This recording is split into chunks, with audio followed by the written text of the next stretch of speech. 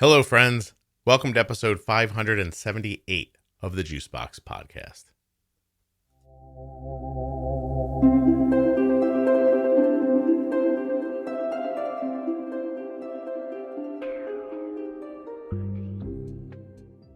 You may remember episode 504, Allergic to Insulin, where a young girl from Canada came on to talk about how she was really, viciously allergic to her fast-acting insulin, her mealtime insulin.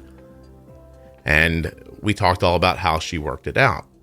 Well, a little later, I heard from a doctor in Texas who had a patient who was also suffering from the same thing.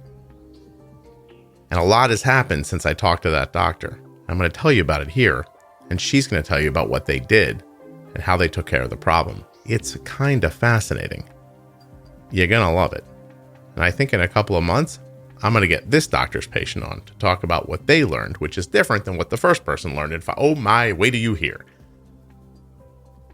Nothing you hear on the Juicebox Podcast should be considered advice, medical or otherwise. Please always consult a physician before making any changes to your healthcare plan or becoming bold with insulin. Hey, so far this month, we've added 140 people to the T1D Exchange registry. Have you taken the survey yet? Have to be a U.S. citizen. But after that, it's t1dexchange.org/juicebox. Take you less than 10 minutes. This episode of the Juicebox Podcast is sponsored by Touched by Type 1. Please go check them out at touchedbytype1.org or on Facebook and Instagram. Today's show is also sponsored by the Dexcom G6 continuous glucose monitor. You're going to want to go to dexcom.com/juicebox to get started today. Head over there right now. Get the CGM technology that my daughter wears. It's absolutely amazing. Hi, I'm Bonnie McCann-Crosby. I'm one of the pediatric endocrinologists at Texas Children's Hospital in Houston, Texas. Thanks for having me. No, thank you for doing this. I appreciate it very much. Let's see if I've got this right. I put up an episode with Sasha, right? And she's allergic to insulin. And I talked to her about everything she went through, and it was really kind of fascinating. I didn't realize how impactful. I mean, I guess I didn't even realize it could happen, but that she's allergic to this insulin. She couldn't use it, had to get this specific kind of, I forget, injection port or pump site or something like that from Germany, and they weren't going to make them much longer. And the insulin's $14,000 a year. And I think this is a pretty good encapsulation of that whole thing.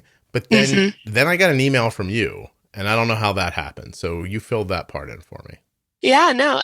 So I obviously see a lot of pediatric patients with type 1 and get to chatting with the parents, and a lot of them had mentioned your podcast and how they really enjoy it.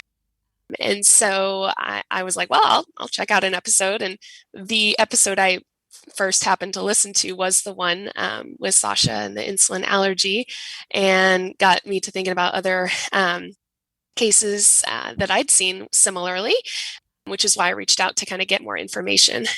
Cool. So it is complete happenstance so I'm assuming that, some of the people who listen to the show, they hock you a little bit about the podcast, right? And they're just I'm assuming they say you got to listen, they give you the whole sell. And then finally you're like, I'm going to listen. And then you land on an episode, boom, out of the gate. And you're like, oh, I've seen this before with some of my other patients. Yeah, it was crazy, actually. I was like, wow, I can't believe this is the episode, first one I actually listened to. Did it make you wonder what secrets are in the other ones? It has, definitely. So you listen to that and you think you have current, I know we can't speak about your patients specifically, although it looks like maybe one of them might come on the show, but so you had somebody who you were thinking of, right? When you saw this, somebody who you're treating currently. Yeah, no, patients with similar reactions to Sasha, significant allergic reactions, skin reactions, and things like that. And just trying to think about other ways to treat these patients, because this is very rare and not a lot is known about what to do in these situations. So highlight it for me. A person who has this allergy injects the insulin, and what happens generally? Yeah. So, I mean, in patients with these kind of allergies, they can get significant like skin reactions where it's almost like major hives, huge raised area, red on the skin, extremely large, extremely painful. And of course, this is every time you inject, right? And so if you imagine, if you're on multiple injections a day, every single time you give a injection, you've got these huge reactions and they last for days. So this is not just it's done within a few minutes or an hour. It's days later still dealing with these consequences from each shot. So incredibly painful, incredibly frustrating. And then, what can happen is you're not getting absorption of the insulin, right? And so blood sugars are through the roof high, difficult to control, increased risk of DKA because you're not getting, the life-saving drug that you need to keep blood sugars in check. So aside from the fact that they're having a terrible reaction to the insulin, I guess the inflammation is stopping the uptake of the insulin as well? Yes. Yeah. Yes. Okay. So now, so then does that force them to use more, which increases the reaction? Absolutely. Absolutely. And oftentimes, we're talking, very, very tight insulin to carb ratios and just nothing is really working. I mean, we're talking like 1-2, 1-3 insulin to carb ratio. So what do you do? Like, I mean, kind of walk me through, like pick any of your patients in your head. I don't need to know their name or their details, but the first time you see this, how do you try to help them? Well,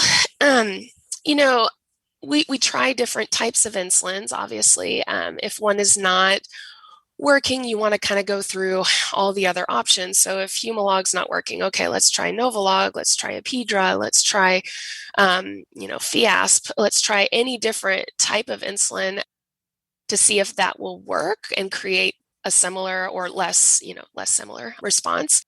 And that can even prove challenging as they're going through this. And so oftentimes we'll get our allergy and immunology colleagues involved as well to see if there's anything we can do potentially topically, like a steroid cream, or even orally, like an antihistamine, anything that can kind of mitigate the reaction and minimize it. And so that's kind of the starting place for these type of cases.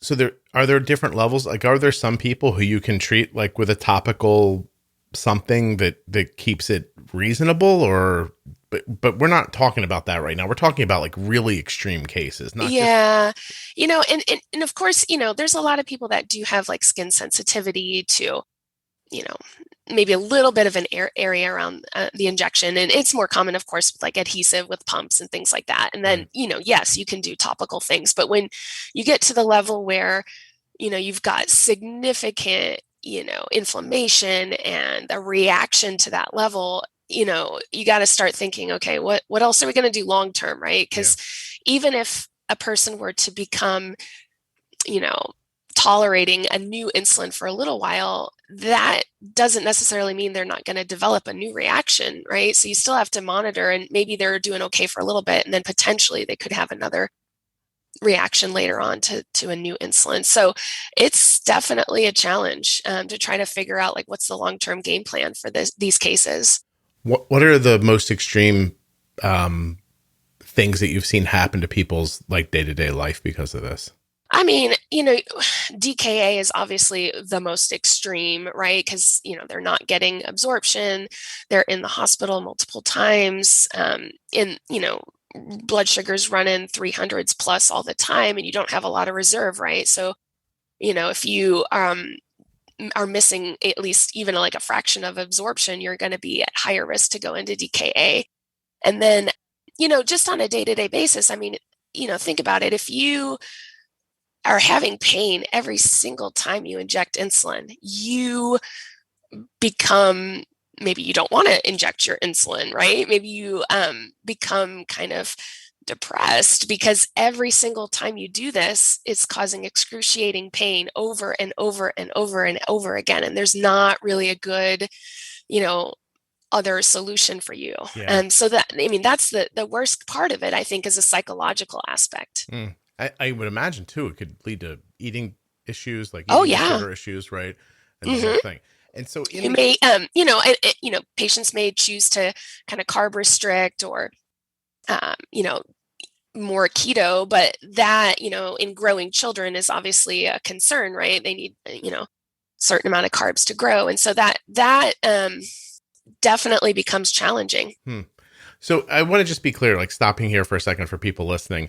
Like my daughter doesn't like Fiasp. It burns her, right? Like, and if she wears a pump with Fiasp in it for a couple of days, she says the spot is sore. Like, so we just say, okay, like she, her body doesn't tolerate something about Fiasp very well.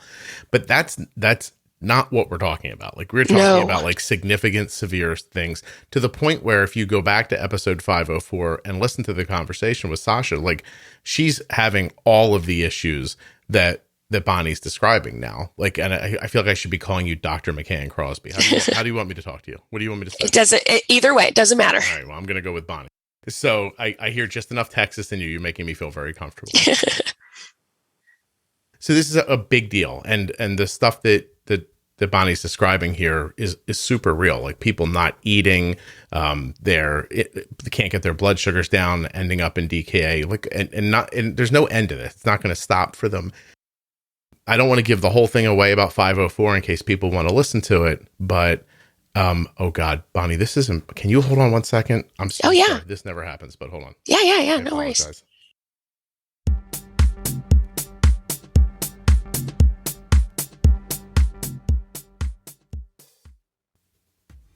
Are you using insulin? If you are, wouldn't it be great to see what it's doing? And I mean by what it's doing, I mean what it's doing to your blood sugar. Don't you want to know how quickly your blood sugar is moving and in what direction? You can, with the Dexcom G6 continuous glucose monitor. Speed, direction, and number. All at the touch of a button, really. You could just open up your Dexcom receiver and there's the information you need. Or you can use your phone as a receiver. My daughter uses her iPhone. Let me pull up her blood sugar for you right now. Interesting. 123 is her blood sugar. And I can see that it's starting to come down, right? So she's eaten recently a higher carb meal. It's kind of sticking to her a little bit. But I can see the insulin working, and I can see, it's crazy. I'm just looking at the graph and I can see her blood sugar kind of bending, right? Like it's a little stable and now it's sort of curving down. It's telling me that the bolus we used is working. And you can see all this as well on your Android or Apple phone. I'm a follower of my daughter. She can have up to 10. My wife is also following. That would leave 8 more. Nurses, family members, well-meaning people on the block. I don't know, whoever you want. You can let whoever you want follow. You also don't have to let anyone follow. It's completely up to you. Dexcom's going to tell you the things that you need to know to make great decisions with insulin. Speed, direction, and location of your blood sugar. Are you 88 and stable or 88 and falling? Big difference, right? 88 and stable, woo, all good. Falling, might need some carbs. Going up, might need some insulin. It's all right in front of you on this easy to understand graph. It's just a line. It kind of just flows into the future. Up, down, stable. And soon after using it, you just get a vibe for it. You know how it works, and you can kind of be ahead of the diabetes roller coaster instead of, hair back and screaming and always riding it. Dexcom.com/juicebox. I cannot tell you properly, I don't think, what a big impact it's made on my daughter's health and mine. Before I go, I want to remind you to check out touchedbytype1.org. It's a wonderful organization doing things for people living with type 1 diabetes that are just so heartwarming you have to see them yourself. And you can at touchedbytype1.org. Also on their Facebook and Instagram pages. All right, now we'll get back to Bonnie. I know I was the one that interrupted this episode. I'll tell you guys when it's appropriate why I've been getting a lot of calls while I've been making the podcast lately, but not right now. For now, let's get back to Bonnie. She's going to explain how they took care of this problem for her patient. It's legit amazing.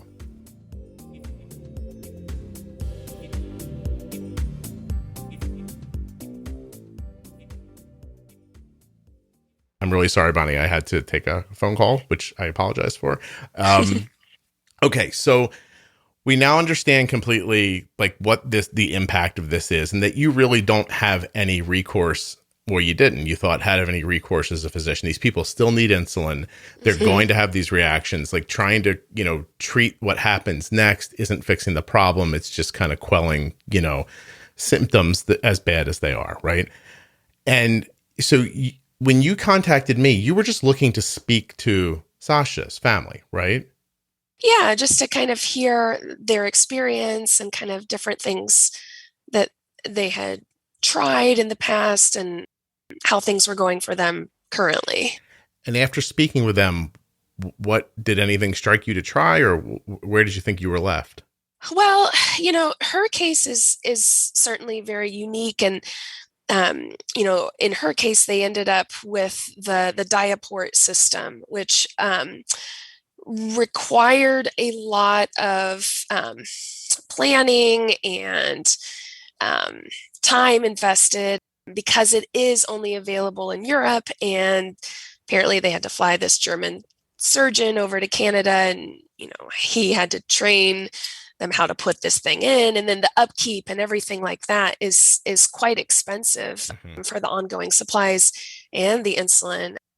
And it's definitely a lot. And reaching out, I did reach out about Diaport in the US, but that is very, very complicated and requires FDA approval, which of course takes a lot of time, right? And so just kind of thinking about other ways for these patients, and one thing came to mind, which is technically not FDA approved for people younger than 18, but is the inhaled insulin Afrezza.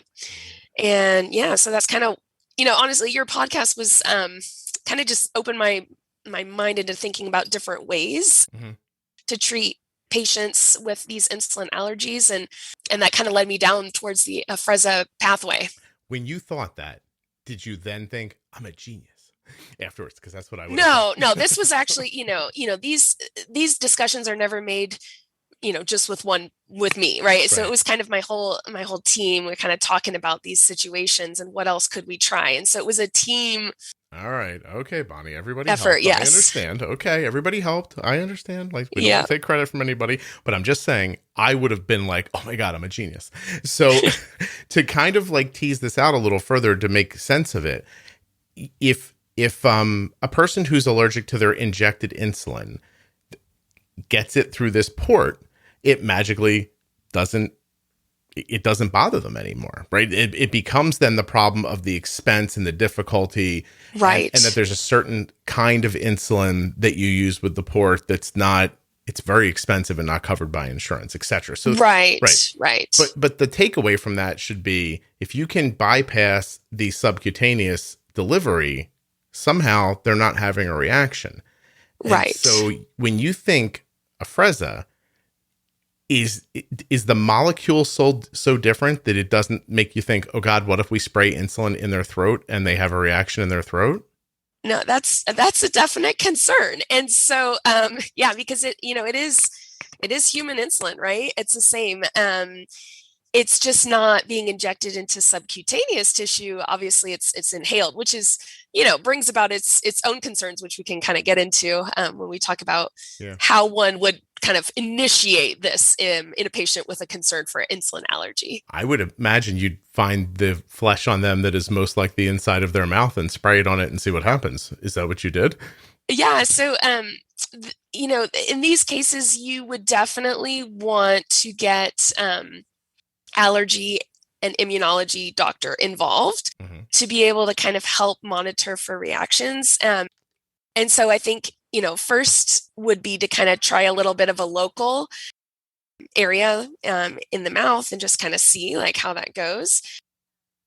And then when you're really going to do first dose, true inhalation, you need it monitored, right? In a clinic with an allergist who can be prepared with, epinephrine, anything that is needed in case we have an anaphylactic reaction in the lungs, right? Like that. So that's the big concern, obviously. So it needs to be done in a very carefully monitored situation.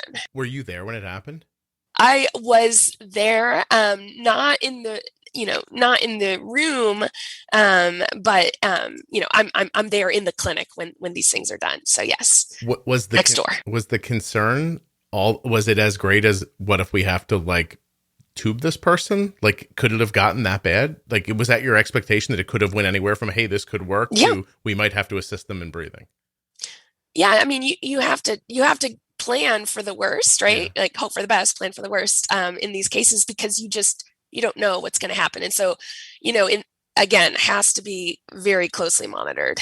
You just described being married. I don't know if you're married or not, but oh, I am. Yeah. Plan for the worst, hope for the best. It also applies to raising children and buying a dog. So it really does. It applies to everything. So I'm fascinated. So this patient, you had one in mind that you were going to try it with first, I imagine, right? Mm-hmm. Okay. So this person comes in, and what happens? I mean, do you huff it? Is that how they what's the word for how it? Yeah, it's inhaled. Yeah. I mean, it's like an asthma inhaler. So, you're going to kind of have a device, kind of just breathe it in your mouth, right? Just inhale it. That's how it works. So they took in some carbs, and then you were like, all right, here we go. Yeah, that's how it's done. Uh-huh. Wow. Like almost like a last meal situation. Did they pick anything good? I would have been like, just in case this goes upside down, I want to have something really good. So, okay. I mean, like, what happened?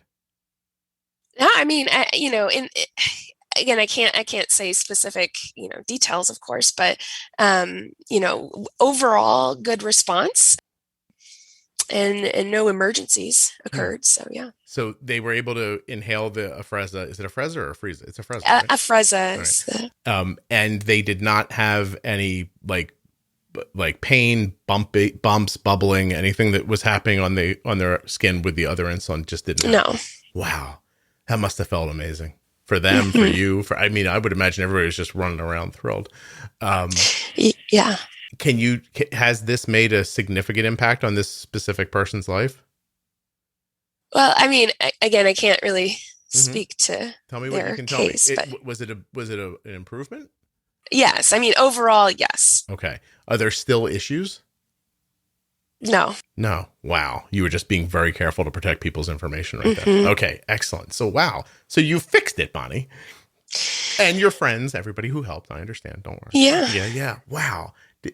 So then do you look back at other people? Like, do you start going through records and finding other people this has happened to in the past? And like, what's your next feeling after you accomplish that? No, definitely. I mean, if there are, other cases that come up, we're going to keep this kind of treatment in mind. Because I think it's a viable option. Now, of course, this does not replace long acting, right? This is only short acting therapy here. So you have to make sure that, these patients can be on a long acting, of course. So whether that be Lantus, Tresiba, Basaglar, like whatever, but you have to make sure that they can also tolerate a long acting that we don't have a reaction to, obviously. In this specific situation that we're not being very specific about, could that person tolerate a long acting insulin? Yes. So what do you think it is about the shorter acting insulins that they can't take? Do you think it's a preservative or something? Like, have you ever looked into what they're allergic to? Yeah, it's possible it is a preservative. And we haven't tested, specifically, but there's got to be something in that short acting that these patients are obviously reacting to. But because it doesn't, and maybe it's just some reaction, within the skin. But yeah. Wow. And it doesn't matter, like you said, Apidra, Novolog, Fiasp, whatever you tried, same reaction. Wow, that's crazy. So, but that thing doesn't exist in, even in the modern basals like Tresiba?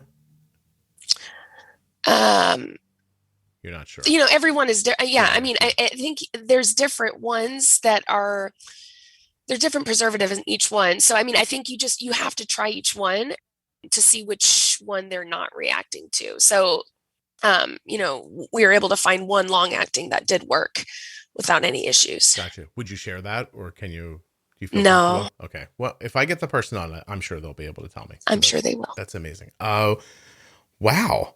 Like, seriously, like, is this one of those, like, this is what I became a doctor for moments?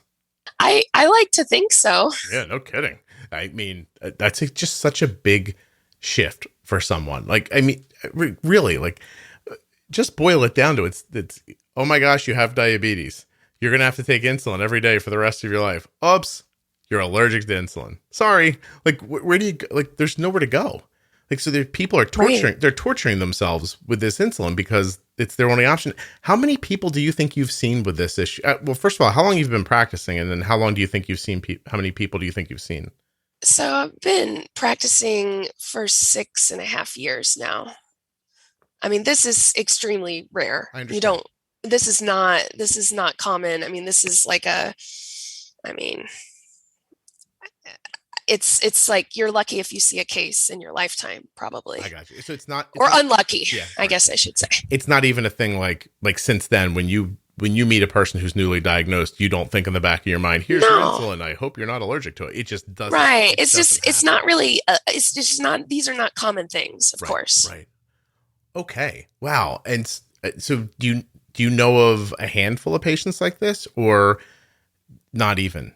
Not even. So are you on here today hoping that people will hear about this, and in case they've been touched by this problem? Yeah, I mean, I think the big thing is that, this is an option, right? And if we are stuck in a position where we can't really get the Diaport, or that's not really a feasible option, then this may be an alternative that is a lot cheaper, and potentially, life-saving, honestly. Just less of an encumbrance. Which you don't need an extra thing when you have, like, you already have diabetes. You don't need more stuff. You know what I mean? Right. So I have to ask you, because it's just how it occurs to me. I mean, I remember when a Afrezza came on the market and people said, "Are you going to try this with your daughter?" And I said, "I'm not real comfortable with her inhaling something and putting it into her lungs." Mm-hmm. And I don't know anything about it. I want to be clear. Mm-hmm. I could, I'm not making a judgment. I'm not saying that there's any studies. I'm just saying that from a knee-jerk reaction as a parent, I was like, no, thanks. But do you prescribe it, generally speaking, in your practice? No, you don't. No. Okay. Well, and I think, to kind of explain, there are some limitations with it, right? So it only comes in certain unit cartridges. There's a 4-unit, an 8-unit, and a 12-unit cartridge. Okay. So in littles, who are on, I don't know, half a unit with meals, or you're really trying to get precise with the dosing, you can't. Like, you have to be on a high enough dose that you're able to take at least 4 as a minimum, right? The other issue is it does not last as long as, say Humalog, Novolog. And so they may need, in between meals, potentially a correction dose to bring down potentially a high postprandial. And the dosing, it is different, slightly different. So usually when you go from Humalog or Novolog or one of the other injectables to a Afrezza, you're going to be on, I don't know, 20% higher potentially dosing on Afrezza than you were on short acting. Okay. So it does have some limitations. And then, of course, it's not studied in kids, so it's not FDA approved in kids less than 18. So you do have to get, special approval. Yeah. If you do have a patient with an insulin allergy. And then the other thing to keep in mind is just, you can't use it in a person that has an underlying lung issue, such as asthma, right? That could be a bad thing. Right.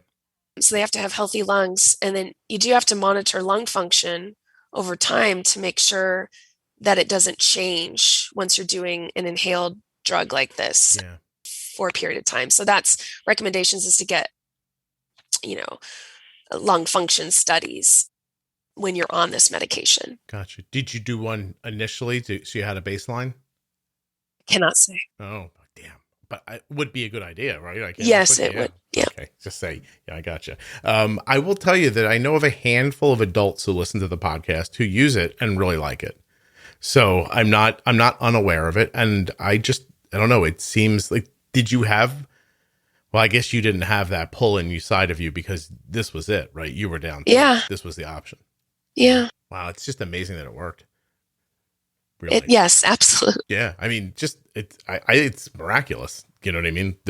I think it's because I have the experience of having talked to Sasha for an hour and listening, from she's a young girl and she, explaining how it's impacted her life. And I follow her I think I follow her on social media now.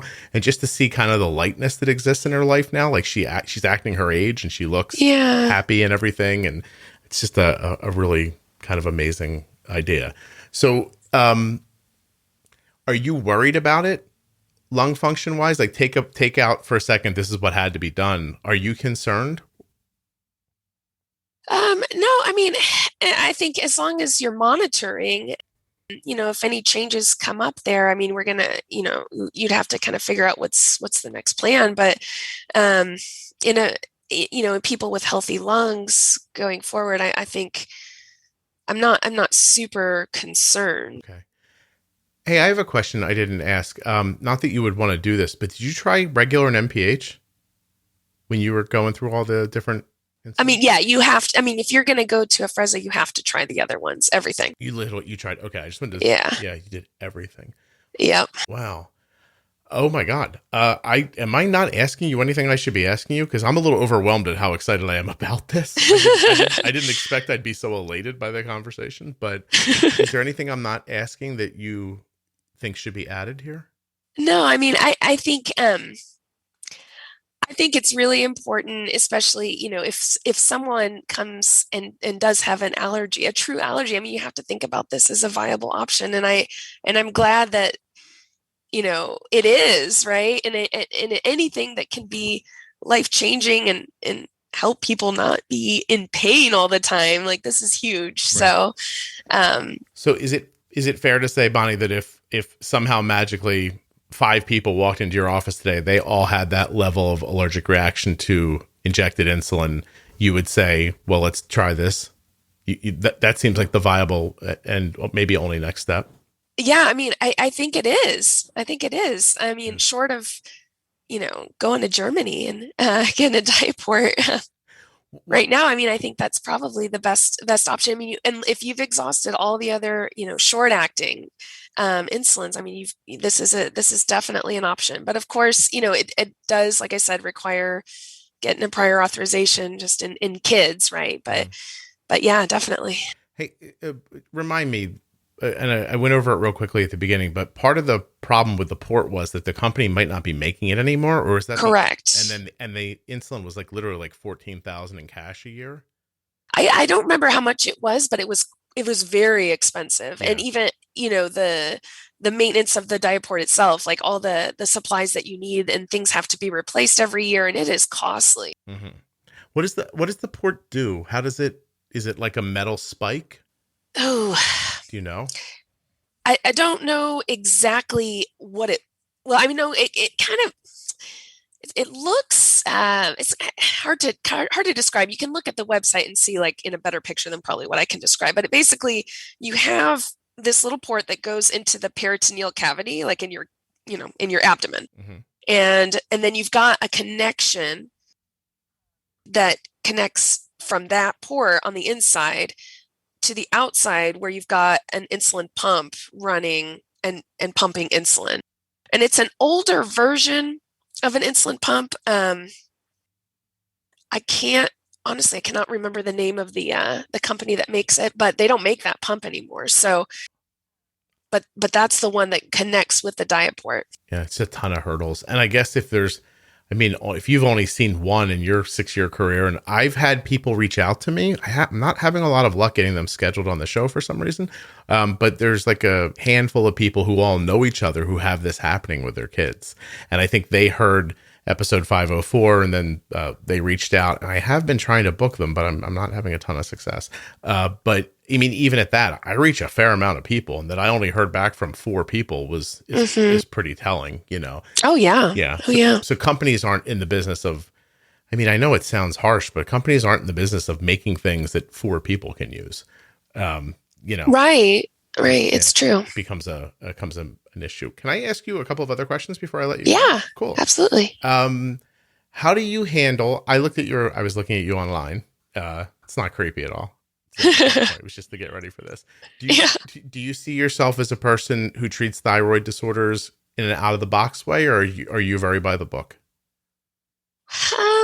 I mean, I think we have obviously like evidence-based guidelines that we follow, right? Mm-hmm. And you know, sometimes every case is unique, right? So if a patient has a specific need, you may have to kind of think outside the box potentially. I would say that in general, I follow the guidelines, and if there's something that is an outlier, then you have to kind of alter and kind of figure out what's best for that patient.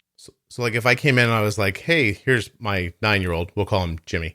And Jimmy's tired all the time and can't pick his head up off the floor. He's like a puddle. But his TSH is 2.5. You give him a thyroid replacement hormone? Probably not. Okay. What's the number you're looking for? So, I mean, in general, my practice is if the TSH is above 10 or the free T4 is below the normal reference range. Okay. Those are now everybody's different. So, right, like if I've started a little bit lower TSH levels, but those are the kind of the general guidelines. So when that happens, and I'm not setting this up to be an indictment of you, I'm trying to understand the bigger picture. If the practice or the hospital, if that's the treating rule, then do the physicians not have a lot of autonomy? Oh, no, they do. They do. They do. Yeah. All right. I was wondering, we have a really popular episode with a thyroid doctor, who, talks about treating the symptoms, not the number. And then a lot of people run into trouble when they go back to their doctors and they're like, hey, this is my kid. His hair's falling out and he can't stand up. And they're like, oh, his TSH is only 5. And then eventually they get to somebody who gives them the hormone and the kid pops back up like a fresh flower afterwards. So I was just wondering, I was looking for like a real, like outside of the, like, I know that's not what we're talking about. So I just wanted like a top line reaction from you so that people could understand what's happening when they go to their doctor. Yeah, I mean, I think you've got guidelines for a reason, right? But then, every case is different, right? And so I think you have to look at it on a case-by-case basis and then, come up with an individualized treatment plan. Gotcha. So, I mean, I would say those are my usual guiding numbers, right? But, there have been times where you start at a slightly lower TSH level, so, you just have to kind of take each case individually. As it comes. Can I ask you what made you want to be an endocrinologist? Oh man, yeah. I was a biochemistry major in undergrad, and endocrine to me, there's a lot of biochemistry involved, and there's a lot of, I love the feedback loops and, from the hormones. And I loved also just the continuity. You're seeing patients from sometimes, itty bitty all the way through graduating high school. And I loved being a part of their lives for that long. And the subject matter was just super interesting to me. And I liked the fact that, if you were missing a hormone, I could give it back to you, right? I could treat it. And I felt like I was actually making a difference. That's excellent. So there's no type 1 in the family or anything like that? No. You're just a science-based person to decide to be a doctor. That's really cool. Okay, I have a question that maybe you can uniquely answer. Sure. You're in your position and you're helping a person and they get up the nerve to say to you, hey, I don't know what happens. They get this like Rocky and A1C and you go, this is amazing. You're doing great. And they say, I listened to a podcast. What's your first reaction the first time you hear that? I mean, I'm pretty open-minded when it comes to that. So I would say, okay, tell me what podcast you're listening to. And, I would be interested to know like what they learned and maybe I could learn something. That is very progressive of you. Thank you. I would assume that I'm putting myself in my shoes. I know this is crazy, but if I was you, I'd be like, oh my God, these people and the internet. And so it happens once you're interested. How many times do you think somebody's brought it up to you? Who has brought up what? Sorry. No, I'm so sorry. How many different families do you think have said, I listened to this podcast? Oh, your podcast. Yeah. Gosh, I want to say, a handful, probably 4 or 5. Yeah. It's definitely, I hear about it on a regular basis. That's so. Do you have any questions for me? Do you have do you want to know anything? Why? I don't know. Maybe you don't. You might be like, no, Scott, I'm done now. I've talked about the thing. We're finished. But no. Is there anything that springs to mind? No, I'm super, I hear really good things about your podcast, and I'm really glad that you're doing what you're doing. And I think, being an advocate for families, for kiddos with type 1, and I think it's great. I don't know that I didn't prepare any specific questions. So my interest. I'm kind of. No, don't. I'm sorry. I've caught you off guard. It's obvious. But my thought, I'm trying to imagine you in that situation where somebody comes in, literally says, I get my correspondence is pretty consistent. It happens constantly all day long. And so I've gotten 3 today that almost, if you read them quickly, you'd think they were the same note. My son's 9 years old. My endo says they've only ever had 3 people with an A1C in the 5s. It's just stable. I told them about the podcast, blah, blah, blah. I just I would wonder, what is the person saying? Do you what is, they're listening to this, voice come through their earphones, and they're coming back to me with a 5.5 A1C. The kid's eating whatever he wants. There's not a bunch of lows. What, do you wonder if we're doing satanic chants on the podcast or stuff what is it? You know what I mean?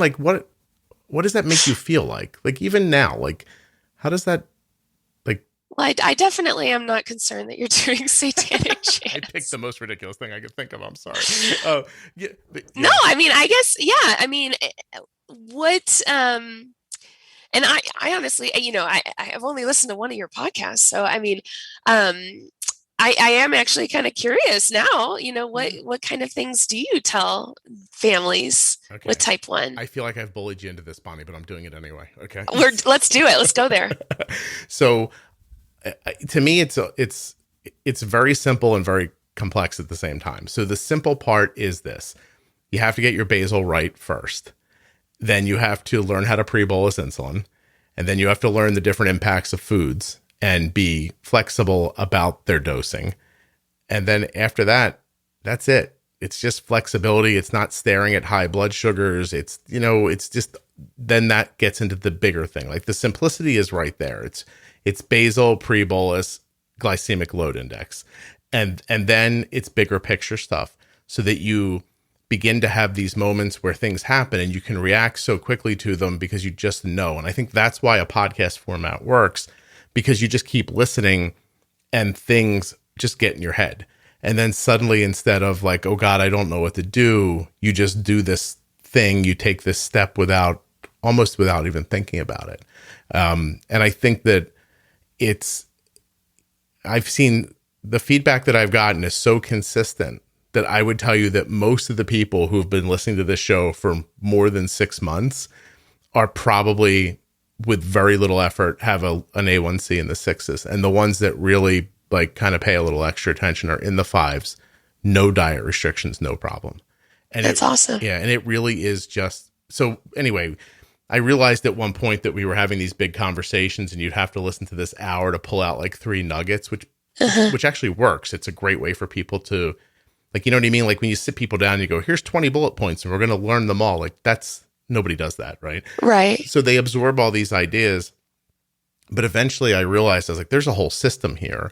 So I contacted a friend of mine who is, she's had diabetes for well over 30 years. She's a CDE, which I know they don't call themselves CDEs anymore. There's something else. And she came on and helped me do specific drill down episodes on ideas. So now there's like this 20 episode series called Diabetes Pro Tip. It kind of lives inside of the podcast. I would tell you, you listen to that, your A1C is in the fives. Nice. That's it. And it's nice. Absolutely free. I would never charge money for it.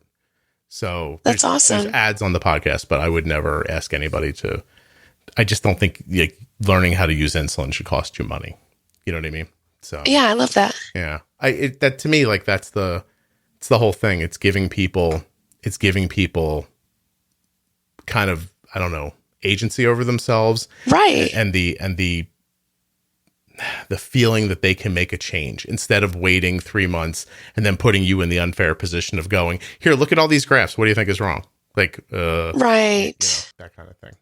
Right. And I think, I mean, that's the, I love what you said about giving agency. I mean, I think we want to empower our families, our patients.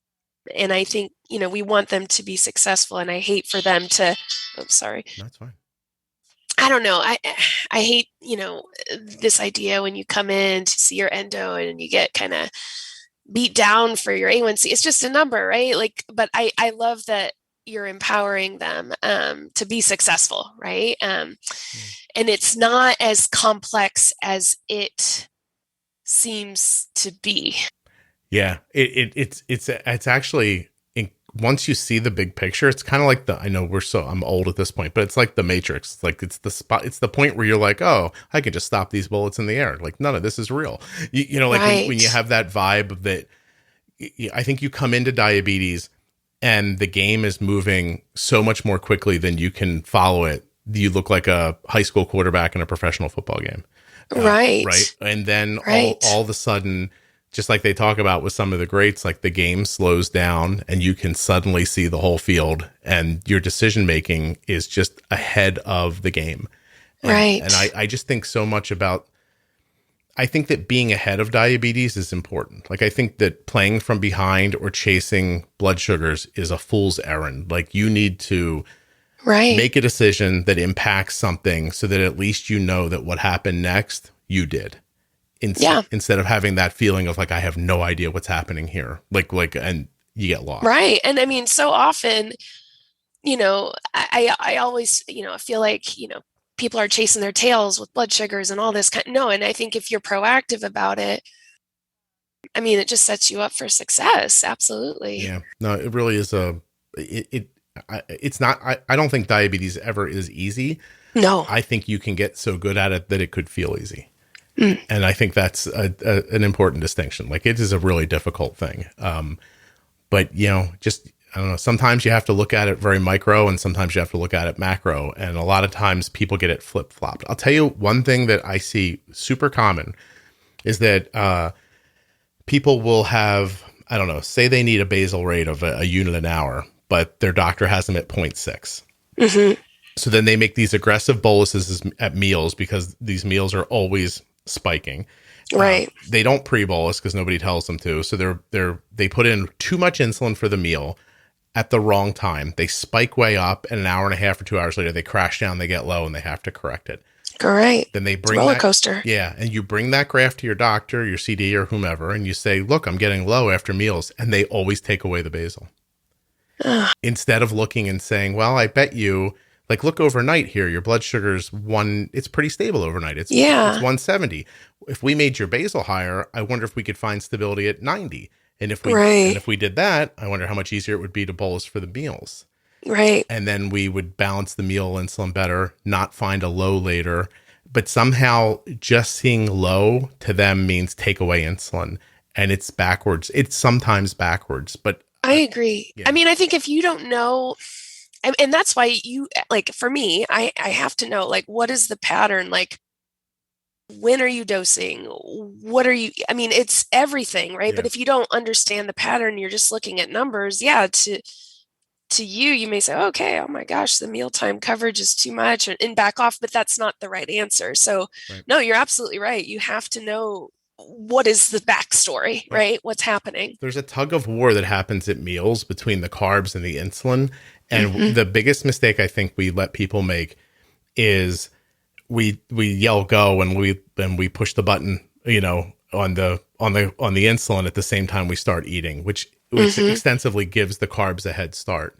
Oh, yeah. And then everything's just a mess from it. It doesn't matter if you use the right amount of insulin. If you use it at the wrong time, it's not going to work. That's 100% true. And pre-bolusing is huge. And it's something that I definitely stress in my practice is, right, let's pre-bolus. And they come back and they start doing it. And you see the difference on the Dexcom and you're like, oh, wow, look, you're not spiking after meals anymore. It's amazing. Yeah. It makes a huge difference. It's such a nice feeling to see people when they kind of crest that hill and they get it all of a sudden.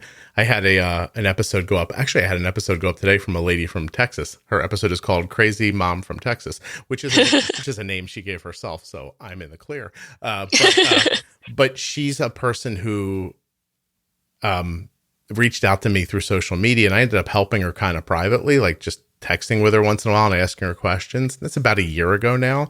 So 6 months after I spoke to her, we recorded the episode, and now 6 months later, the episode's up. And she texted me today, and she's like, look at my graph. And she sent me a 24-hour graph that's never below 80 or above 130. Amazing. And she's like, you like taught me how to do all this. And like, oh my gosh, like through text messages.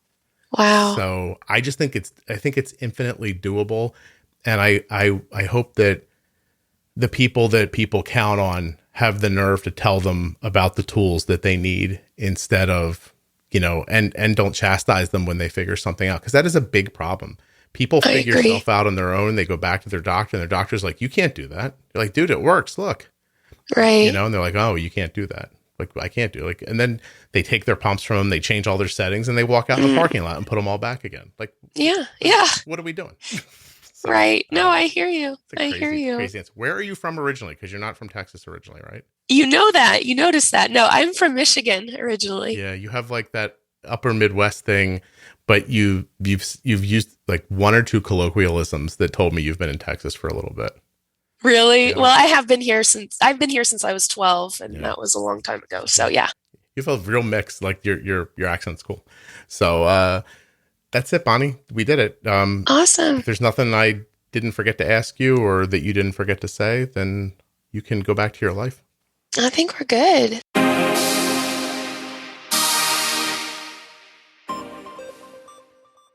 I want to thank Bonnie for coming on and sharing all of this. I also want to thank Touched by Type 1 for sponsoring the episode. And you know what else? Dexcom. They're also sponsors, and they deserve a thank you as well.